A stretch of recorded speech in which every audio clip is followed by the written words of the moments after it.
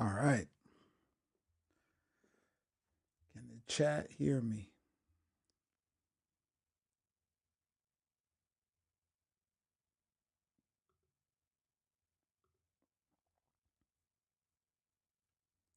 Let me share this out.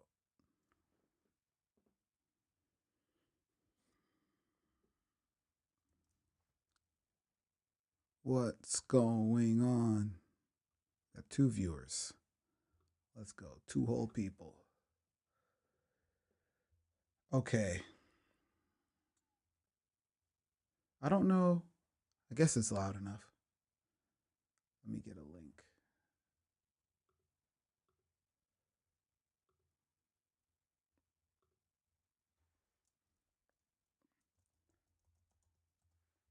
Post this in the Telegram.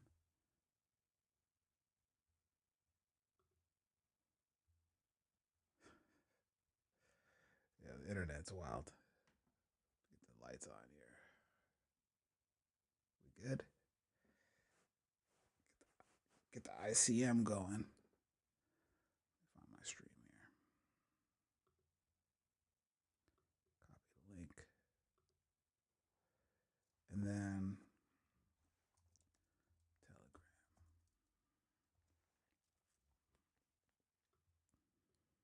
I feel like I'm low in my seat.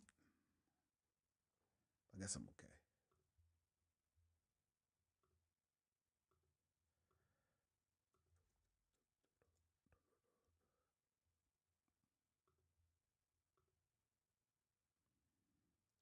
All right, it's actually not that many people online right now, so should be pretty good. Okay.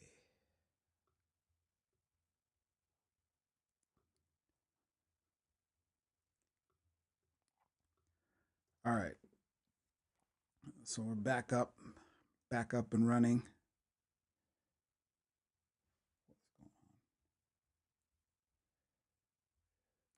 Okay, I was just checking, make sure the stream's live. Let me just check. Stream's running on Pump. It is, and Arena. It is. Perfect. Okay, we're good. Now my computer's taking off. All right, so welcome back. Welcome back. It's been a minute since I've done a live stream. And so what I'm going to do, my goal this week is to do a bunch of mini streams. Actually, can anybody hear me? That's actually the first question. I don't know if you can hear me or not. If you're on YouTube or if you're on X, either put a thumbs up if you can hear me or type in the chat if you can hear me. I feel like we're in a bear market. There's only 3 people on the stream. What's up, Leo? Let's see. Let me bring Leo into the. There he is. What's up? Can you hear me? Yes? No? Maybe so.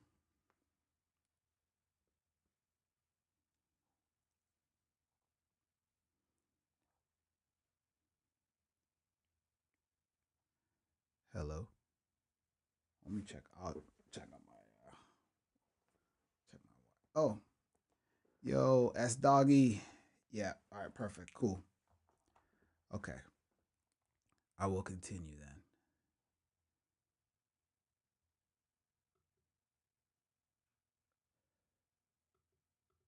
He said yes. Says, why are you streaming on Pump Fun as well? I'm streaming everywhere. Pump Fun, Arena, YouTube, and X. Anywhere I can stream is where I'm streaming.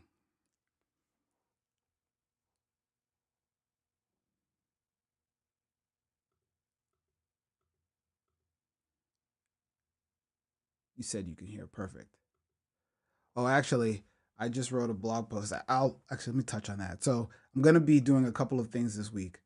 First thing is I'm going to be posting an article every single day. I've already got 3 articles written. One I did today, one I'm gonna do tomorrow, and I have one for Wednesday. and it'll actually touch on this, which is why am I also still streaming on Pump. And then I'm also going to do a live stream every day. So they're not going to be long, though. I'm not going to do like a 2-hour live stream, but we have a lot of little things that we're trying to figure out with Bloxwap. So I want to engage with the community, do some live streams, find the issues, like the biggest issues. Then I'm going to spend the afternoon fixing the issues and then do a live stream tomorrow to talk about, like, find whatever new issues we have and just basically do a burn down of all of the issues so that we can go to mainnet. Let me share my screen and show what I was working on. So this is the post that I posted today. It's kind of just more of like I would say like a resume type of post. So it just talks about my time in crypto, basically my journey through crypto as a developer, right? And it talks about the first dApp that I made, which was in 2017, this truffle pet shop. And then I made this D-High thing, which was tracking the Poly network hack from 2021. Actually got some help from Banteg, who showed me how to decode the call data. Then my friend Johad and I created this token launcher in 2021, which is funny. But it was basically like pump.fun without a bonding curve. You just click a button and mint a token.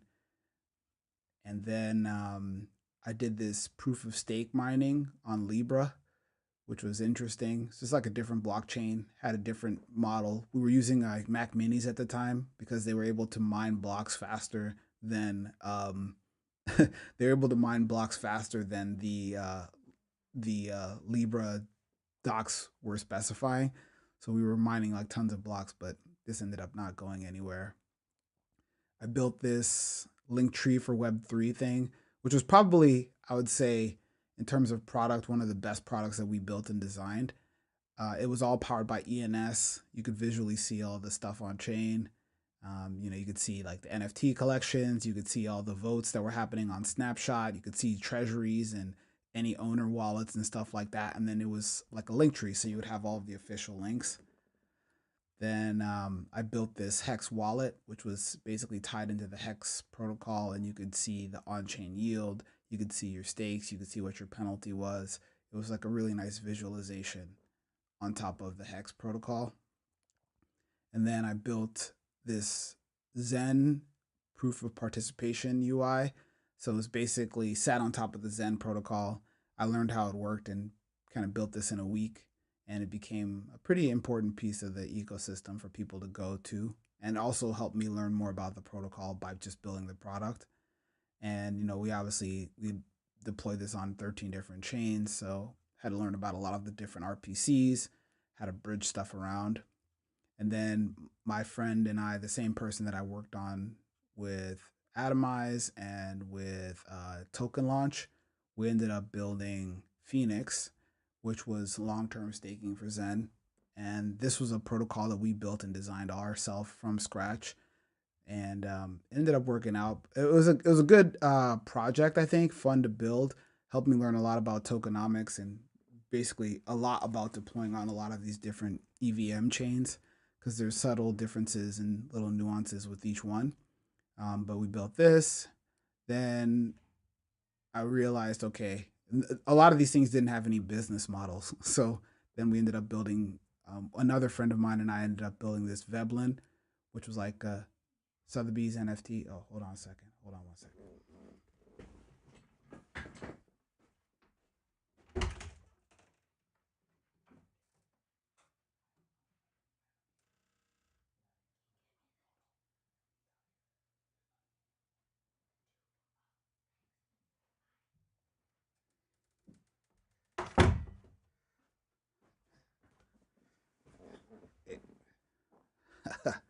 My son just popped up.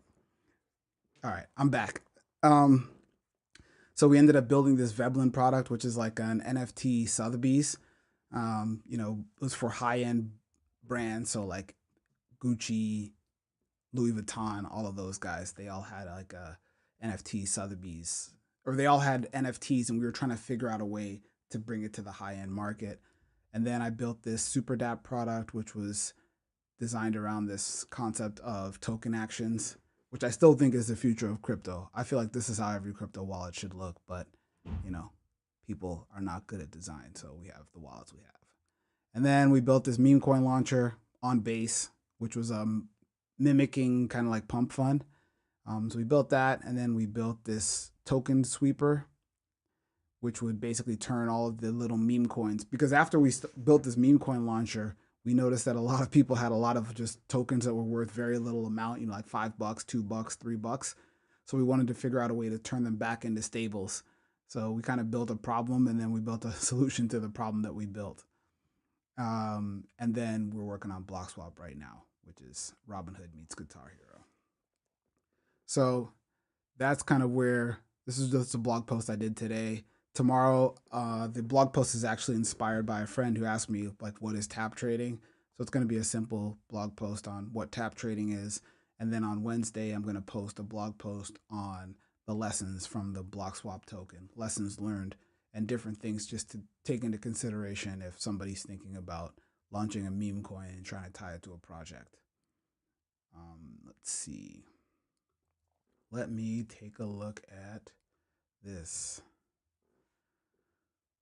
All right, what does this say? I need to put this somewhere I can read it. Are you going to do up for your community that you promised things for a dumped on later? What is going to happen with the token? Yeah, we're not doing the token, the current token that exists that is on Pump Fund. We're not going to be using that. So I still haven't sold my supply. Actually, my supply is still locked on that token. So there's no way for me to even sell. I think it unlocks in. Actually, let's check that out. Stream flow. Oh, I don't know where they are. Linked up. I don't even know where the token is. On here? Nope.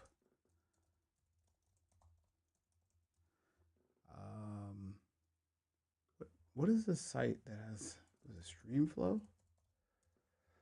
Oh, Streamflow.finance.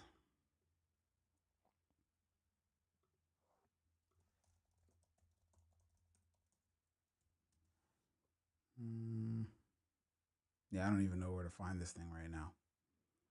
Where would I have put the link? I have to go dig it up. But I think my tokens are still locked. Oh, you know where? It's probably in the Telegram. It's probably this. Yeah, here it is. All right. Yeah, they're locked until March 1st. So, what is that? 6 days? So yeah, I can't even do anything. But yeah, we're not going to be using this token. And I have a blog post that's coming out about it on Wednesday that you can read. That'll explain it. But lots of negative downsides to having a pump token that I didn't anticipate when I wrote my original blog post and my original thesis on it. So, and I think the bear market has actually exacerbated the negative downstream effects of having a token. Like it was like questionable whether there was going to be value, but then once things started going down, I think the real big issue is the reflexivity with Solana. So, what's that site called? Let me just write it up. Let me see if I have this. Nope, just Excalidraw. Excalidraw.com. I can't even type. Okay. Yeah. So, oh, this is bright. Where's dark mode? This dark. Okay. So like the problem is like right now the liquidity pool is Bloxwap over Solana. Right? This is what gets created as the liquidity pool. And then Solana, when everybody goes to, you know, go to Dex Screener or whatever and they go look at the token is not denominated in Solana because, you know, realistically, Nobody cares about Solana. They care about dollars. So then there's another pair, Solana over dollars, right? And so if you go to any DeFi exchange or whatever, it's going to tell you the price of whatever your token is in dollars. So it's Solana divided by Bloxwap, or it's divided by Sol, or it's Bloxwap divided by Sol divided by dollars. So the problem is if this Solana USDC goes down, right? This goes down, then this over here goes down automatically without you even doing a buy or a sell. This can go down and then this automatically goes down because of the reflexivity of how these two assets are tied together. So we could be building and everything could be going great. And then somebody's going to look at the chart, right? And the chart's going to be going like, you know, it's going to be like this and then, you know, like this. And this whole thing, this could actually be a buy, or sorry, this should be green, right? The chart could go up and then down. And this could actually be somebody buying Bloxwap. This could actually be like $1,000 or $10,000 into Bloxwap. But because this price here is tied to Solana, the price just goes down because Solana is going down. Solana was at like 280 when the project started, and now Solana is at, what's the price of Solana right now? 80, right? So it's gone down like 70% since this project launched. No, yeah, 70% since this project launched. So even if somebody does a buy, this could be a buy and it still be red because of the way that this reflexivity is tied. And what people have done is they've put different pools in place to absorb the USDC, but then that absorbs all the fees that come off of this. So the whole purpose of this thing, which would be like having fees to, pay for funding and for dev, somebody has made a different pool here, which is it's like Bloxwap USDC. So there's this pool, and then these fees go to somebody, who knows who, right? But somebody made a Jito pool, so the fees go to somebody else, right? So if somebody's trading in any one of these two, right?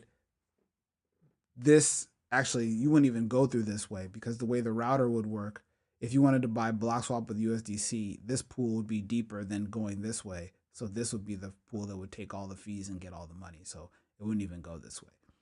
So yeah, there's a bunch of just different technical challenges with running a liquidity pool where you can have a buy, and because the price of the underlying asset that's denominated in USDC goes down, you get wrecked. So what the best thing to do would either be to have a token that is strictly bonded to USDC because that's what everybody cares about when they look at the price, realistically, or have some sort of actual token that can like rebalance or rebase itself. So that way, even if Solana goes down, the token can like rebalance itself so that a buy actually looks like a buy instead of a buy looking like a massive sell.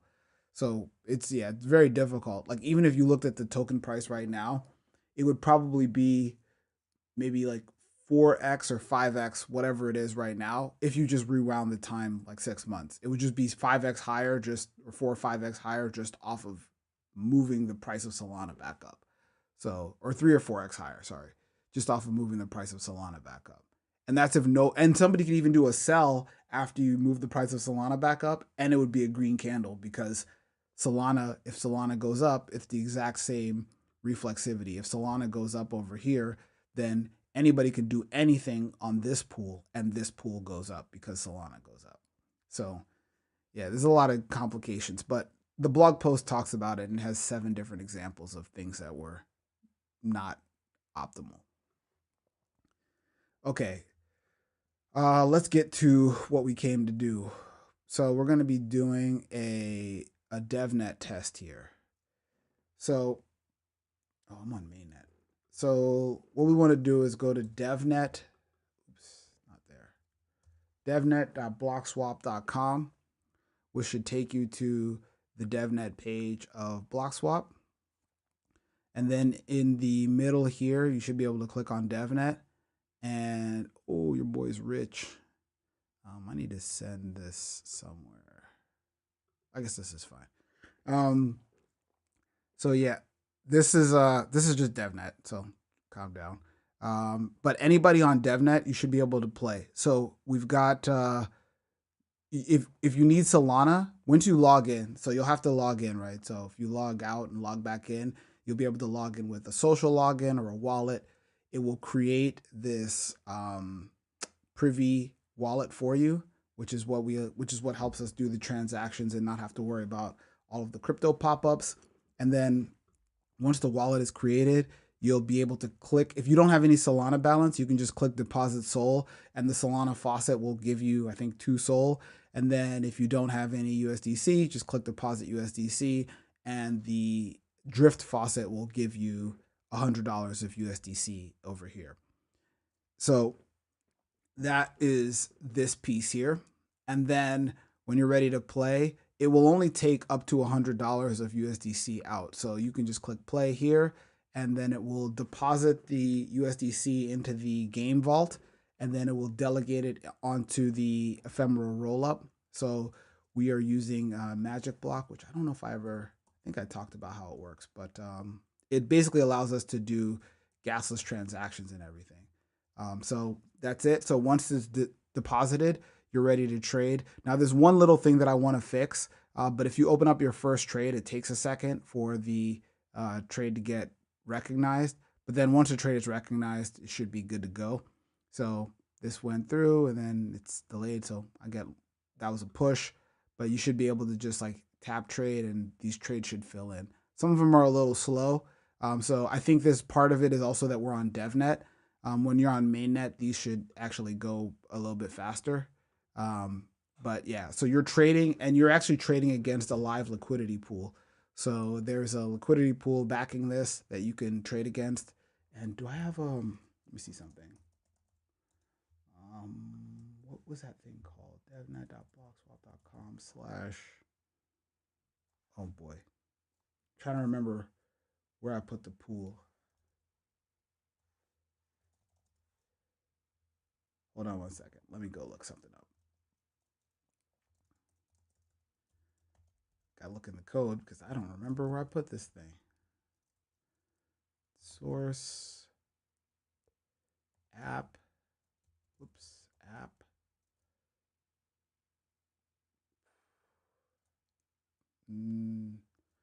Oh.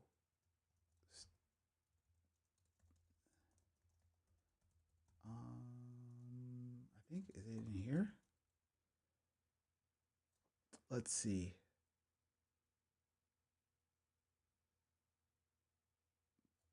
I don't think it's in here.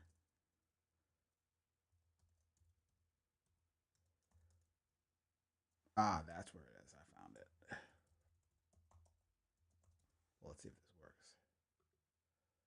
Okay, cool. Yeah, so there's an endpoint here at monitor, and so we can see in real time as trades are happening what's going on. So there's $3 in the treasury. Their LP has $1,029. I was testing this out yesterday, so I was playing with it yesterday. But like as you're trading, you'll see these numbers update as the fees get taken out for the game and the fees get taken out for the treasury. So, if there's a payout, then the payout will obviously this number will go down, but this number always goes up. So yeah, we're probably not. We're just pushing. Yeah, see, we're just doing a lot of pushing. So we need to get green payouts for us to have this update. So everything's updating. This is all working in real time, 100% on chain. Basically, what I need from people for help is on in the Telegram. If you can tell me like, hey, this doesn't work, or I can't withdraw. There might be issues with like playing and pausing. So if I click pause, this should be able to stop the game, withdraw the money from the ephemeral roll up, and put it back into my wallet. So all this USDC will go back to me. So it's taking a second because it has to stop the system. But let me do a quick. Okay, there it goes. All right, so it's back. So then this would basically be back in my regular wallet. I got my 90 bucks back, so I didn't make any money, but you can see like your balance in here. This is your wallet, so you can see what's going on in here. And so let me just do a quick diagram of how this works. So what basically happens is you've got, this is Solana mainnet. Oops. This is mainnet beta. Oops, not mainnet beat. And then over here, you've got Magic Block. And actually, you know what? I don't like this font. Where is it? This? Yeah. Okay, perfect. So what ends up happening is when you deposit your funds, there's a contract here on this mainnet on the mainnet of Solana called Bloxwap BTC, and we're just doing this Bloxwap BTC so that we can test with the one market that we're starting off with. Now this does support other markets, like you can actually go to like Zcash and you can on Devnet you can see the price of Zcash. So I made this because Mert was obviously the leading Zcash guy, but you can actually like mess around with this. But Zcash is the prices move so slowly that it's not really doing anything. But the Zcash, and then we were looking at supporting equities like Nvidia and stuff like that too. Oh, look, Nvidia is trading. So we still need to adjust the blocks on this, but yeah, Nvidia is actually trading live right now, which is pretty crazy. So you can do everything. You'll be able to do like equities, commodities, metals, currencies, everything you should be able to trade on this eventually. But we're just starting off right now with Bitcoin. So there's a Bloxwap Bitcoin contract that exists. So what happens is you deposit your USDC into here, and then your USDC gets put in a in like a vault here. So this is the what is it? USDC vault. And then what happens is you end up getting on this side, you end up getting basically like USDC credits, right?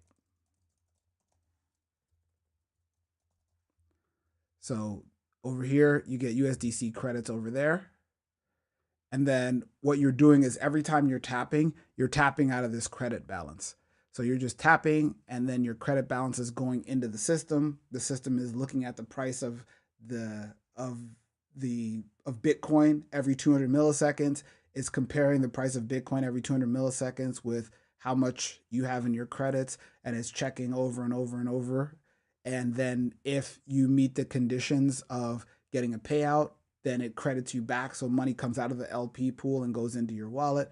If you get liquidated, then it just closes out your position, and then the liquidity pool and the treasury get paid.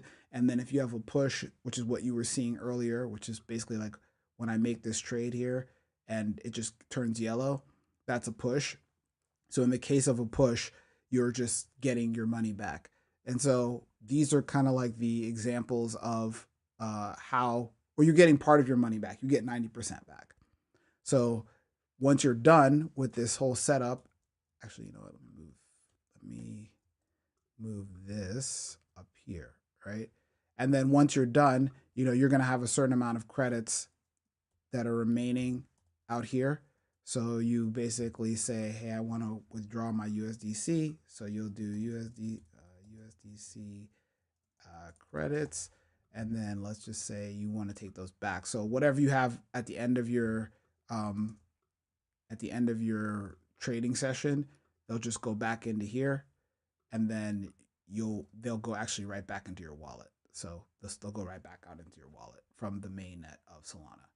So that's kind of how this whole system works. Is you deposit your money into this vault. The vault issues you credits on the MagicBlock ephemeral rollup. Once you basically play the game, do the tap trading on the ephemeral rollup, and then once you're done, you can just withdraw. Your credits come back into your vault, and then the vault pays out based on your either your equity stake if you're an LP, or it pays out based on your actual balance of however many credits you have. So if you have, you know, 150,000 credits here, and that's $150,000, then that's what you get paid out from the vault. So it's a pretty simple process, but this is a little bit of transparency just to see what's going on the Devnet when we're looking at the prices, so you can see what's happening in real time. But that only gets triggered when you're on this Devnet mode here. So you have to be in Devnet mode. And right now, I've just capped the playing game to be $100 a pop. So it doesn't matter how much money you have in here. If you click play, it'll only take $100 out and play with that amount. It won't play with your whole balance because we're just trying to test some things out on the way. And some people may already have some sample USDC from the practice that we did before. So some people might have like 1,000 or 2,000 USDC, but we just want to test it with $100 right now. See, this is not. These are not getting liquidated. It's not good. Oh, did they get? Nope, they got pushed. Yeah. So if there's something wrong, I can already tell there's an issue here because they didn't get liquidated. Let me see what the. Yeah, they didn't get liquidated. So I need to take one quick look at the liquidation logic. But if you want to just tap around here and test this out, I think that would be super helpful. This person should not get a payout. Yeah, see, they're getting a payout when they should have gotten liquidated. So let me take some notes down. Liquidation, not processing. The pushes are processing. And let's see. So this went down 5. I need the price of Bitcoin to go up. Okay. Come on. Come on. That one worked. So the liquidations just aren't going through. Okay. All right. I'll do an update with that. But yeah, if you test this out, and if things are like too slow, definitely comment on that. Because we want to make sure that this thing is moving quickly. Like obviously it takes like half a second to load these trades in. But I think they'll be faster on mainnet. Oh, the other thing we need to figure out in terms of optimization is the way that MagicBlock works. They have 3. Hey, more stuff. The way that MagicBlock works, they have 3 different regions. They have a U.S. region, a Southeast Asian region, and they have a European region. And right now, the European region seems to have the lowest latency. So there's, I think we're going to try to focus everything on the European region. That way we get the lowest latency and all the liquidity is concentrated over there. So that's another thing that I need to make sure is in place before we go live. But that's a simple configuration issue where we just specify the RPC to point to Europe. But yeah, if you go to devnet.bloxwap.com, you click on live, you can trade, and these are opening up actual positions, which you can see here. And when the payout comes back, you'll see the values update. But the liquidations aren't processing properly. So I need to just fix that, and then I'll redeploy the contract, and then we should have the liquidations in there as well.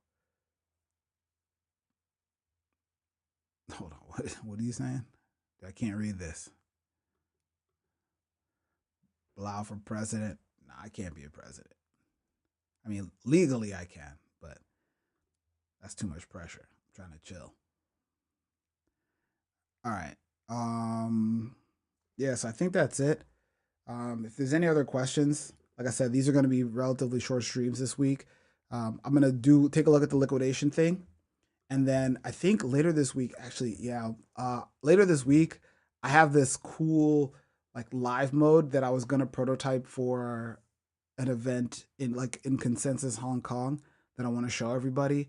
And I think hopefully by the end of this week, we can do a live test with the live mode and we can all play against each other. I think it'll be really cool to see who's the best trader in real time. But I'm still fixing a couple of little things with that, with the messaging system. So, but yeah, that's kind of where we're at right now. I'm going to fix this liquidation thing later today, and then we'll do another stream tomorrow, probably the same time, 10 a.m. California time, 1 p.m. Eastern time, 6 p.m. GMT, and we will test it out again and see if we can get something going a little bit more robust. And like I said, if there's any questions, join the Telegram. It's just t.me/Bloxwap, and that's Bloxwap. If you hop in there, there's a bunch of really cool people in there, lots of good feedback, and we're gonna try to help. We're gonna try to push this over the line in the next 2 weeks or so. So if we've got a couple of people that have said they would be liquidity partners, which has been helpful, but we're trying to get everything lined up so that we can go to mainnet within a couple of weeks. So that is all I have.